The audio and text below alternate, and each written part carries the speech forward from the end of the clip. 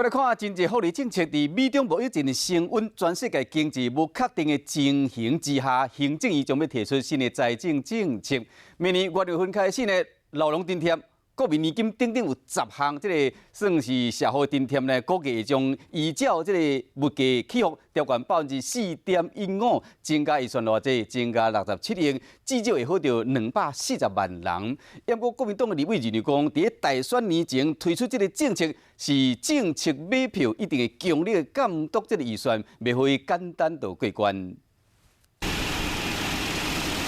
要互农民毋若看天食饭，佫会使加食一碗饭。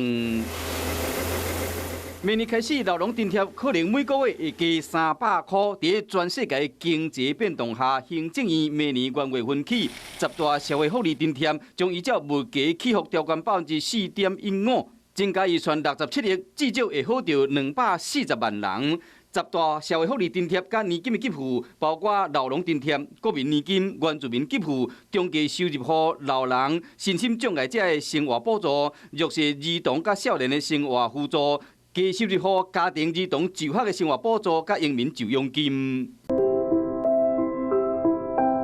在提出5日抗政策以后，行政院又搁提出10大社会福利津贴再加码。国民党立委质疑讲，大选前用这波，敢是要用钱换选票？相关的预算送到立法院了，我们一定强力监督，不可以政策买票，不可以为选举花大把的银子在做政策性的买票。这绝对不是政策买票，那这样的批评根本是子虚乌有。法律规定每4年就要调整一次，完全没有举债。在今年是因为我们的经济状况也良好，整个的消费者物价指数呢有提升，也因此我们依法要针对这些津贴提升。